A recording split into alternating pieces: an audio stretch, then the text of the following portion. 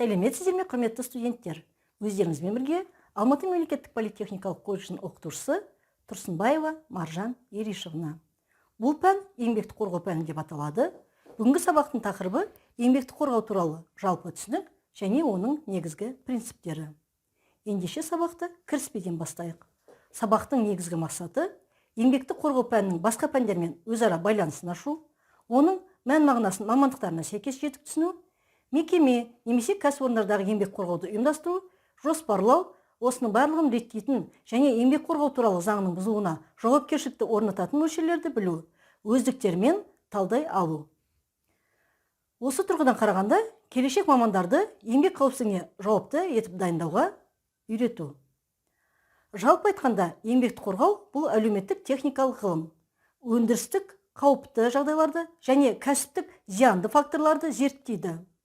Сонымен қатар, оларды болдырмау шараларын жасайды, немесе оқыс жағдайлардың, кәсіптік аурулардың алдын алу тәсілдерін қарастырады. Былай айтқанда, толық қауіпсіз немесе зиянсыз кәсіпорындар мүлдем жоқ. Еңбекті қорғаудың мақсаты жұмыс істеушілердің қауіпсіздігіне, ауырмауына қолайлы жағдай жасау, еңбек өнімділігін барынша арттыру, яғни жоғары көрсету жағдайлармен қамтамасыз ету.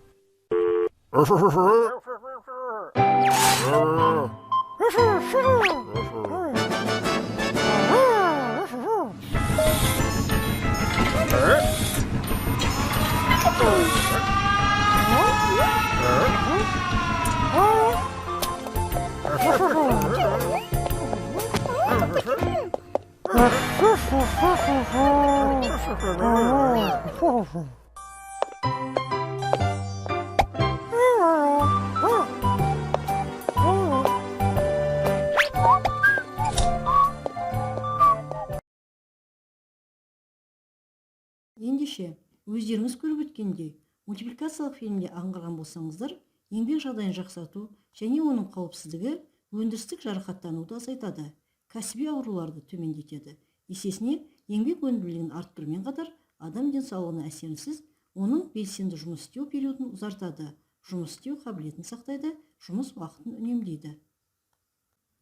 Ғылыми техникалық жетістіктің ең басты бағыттарының бірі электронды есептеуіш техника мен оның ғылыми зерттеуде, конструкторлық жобалау жұмысында, жобалық есептеу, өндірісте және басқару ортасында кеңінен қолданылып жатады. Бағаның, габариттілігінің және электр тоғының үнемдеумен қатар есептеу мүмкіндігінің өсуі электронды есептеуіш машинаның бұрынғы есептеуіш техникаға қарағанда үлкен ауқымды қолдануына және қызмет көрсетушілердің еңбек жағдайын жақсартуына зор мүмкіндік береді. Сонымен, еңбекті қорғау дегеніміз не? Еңбекті қорғау дегеніміз тиісті заң және басқа да нормативтік актілердің негізінде еңбек процесінде адамның қауіпсіздігін, денсаулығы мен жұмыс қабілетін сақтауды қамтамасыз ететін әлеуметтік, экономикалық ұйымдастыру жүйесі жатады. Осы аталған төрт тарауды қадағалау мен бақылау қызметі еңбекті қорғаудың берілген және белгіленген ережелері мен нормаларына сәйкес қойылған алдын ала шаралар қолдануын қадағалаумен қатар, еңбек туралы заңдар негізінде актілер мен нормативтерге сәйкес жұмыскерлер мәселелерін қарастырады, талаптардың орындалуын тексереді, немесе оған бағындыру болып табылады. Сонымен қатар, еңбекті қорғау пәні бірнеше саланы қамтиды. Оның бірі еңбекті ұйымдастыру.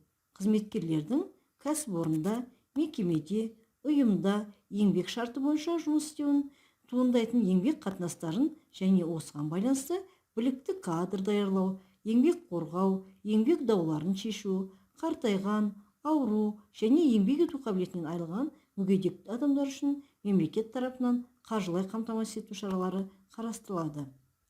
Еңбекті қорғауды дұрыс ұғыну үшін еңбек шартының еңбек процесіндегі факторлар жиынтығына толығырақ тоқталайық. Осы жерде еңбекті қорғаудың негізгі қағидаларының бірнешеуіне атап өтер болсақ, өндірістік қызмет нәтижелеріне қатысты алғанда қызметкерлердің өмірі мен денсаулығының басымдылығы. Сонымен қатар нормативтік құқықтық актілерді әзірлеу және қабылдау арқылы еңбек қауіпсіздігі және еңбекті қорғау саласында бірыңғай талаптарды белгілеу. Қызметкерлердің еңбек қауіпсіздігі және еңбекті қорғау талаптарына сәйкес келетін еңбек жағдайларын, құқықтарын қорғауға мемлекеттің кепілдік беруі. Осы жерде сонымен қатар тағы еңбек қауіпсіздігінің және еңбекті қорғаудың жай-күйі туралы ақпараттардың жариялылығы, толымдылығы және оның дұрыстығы. Сонымен қатар мемлекеттік бағдарламаларды қаржыландыруға, нормативтік құқықтық актілерді әзірлеуге, еңбек қауіпсіздігінің және еңбекті қорғау саласында ғылыми жұмыстар мен зерттеулер жүргізуге мемлекеттің қатысуы. Тағы, мысалы уәкілетті орган, оның аумақтық бөлімшелері және жұмыс берушілер мен қызметкерлер өкілдері арасында еңбек қауіпсіздігі және еңбекті қорғау саласындағы келісілген іс-қимылдардың қамтамасыз етілуі. Тағысын тағы атап өтуге болады. Еңбек қызметі кезіндегі адамдардың жұмысқа қабілеттілігіне және денсаулығына әсер етуші өндірістік орта мен еңбек процесіндегі факторлар жиынтығы еңбек шарты болып табылады. Еңбек қызметі процесіндегі өндірістік факторлар болып келесілерді атап өтуге болады.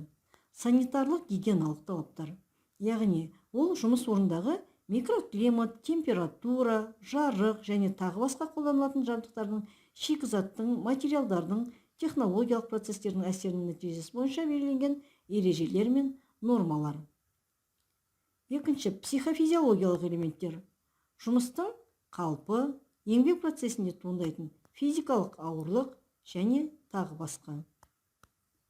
Жалпы еңбек психологиясы адам тәрбиесіне, мінез-құлқына да өзіндік әсері бар. Эстетикалық элементтер. Бұл өндірістік бөлмелердің, жабдықтардың, жұмыс орнының және тағы басқа безендірілуі. Келесі, әлеуметтік психологиялық элементтер. Бұл психологиялық климат деп аталатын сипаттаманың құрамды бөлігі болып табылады. Еңбек шарттарын ұйымдастыру кезінде қауіпті және зиянды өндіріс факторларының әсері қызметкерлердің денсаулығының кенеттен нашарлауына немесе жұмысқа қабілеттілігінің төмендеуіне соқтыратынын есте сақтау керек. Қауіпті және зиянды өндірістік факторлар 4 топқа бөлінеді: физикалық, химиялық, биологиялық және психофизиологиялық. Жарақаттарды және кәсіби ауруларды қауіпті және зиянды өндірістік факторлардың әсерін болдырмау үшін, сондай-ақ қызметкерлерге тигізетін әсерін төмендету мақсатында өндірісте оларды алдын алу шаралары жүзеге асырылады. Еңбек тиімділігінің және еңбек өнімділігінің экономикалық тиімділігі, сондай-ақ қызметкердің әрі қарайғы дамуындағы басты резервтерінің бірі жұмыс орнында еңбек шарттарын ұйымдастыру және жақсарту болып табылады. Жалпы айтқанда, адамның еңбекке қабілеттілігін ұзақ уақыт сақтап қалуда еңбек режимі мен демалыс уақытының мәні зор. Еңбек режимі немесе демалыс уақыты деп адам денсаулығын жақсы сезінуі, еңбекке қабілеттілігінің және еңбек өнімділігінің жоғарылауына әкелетін жұмыс уақытының демалыс уақытымен алмасу кезеңін айтуға болады. Практика жүзінде бұл мәселе өндірістік, әлеуметтік, психологиялық, физиологиялық факторлармен бірге берілген өндірістің нақты шараларына байланысты шешіледі. Әрбір өндірісте еңбек және демалыс режимі дұрыс құрылуы шарт. Мен сіздерге пән бойынша сабаққа жалпы кіріспе жасадым. Енді сіздерге үйге тапсырма беріледі. Мына көрсетілген сұрақтар бойынша жауап дайындайсыздар. Назарларыңызға рахмет. Сау саламатта болыңыздар.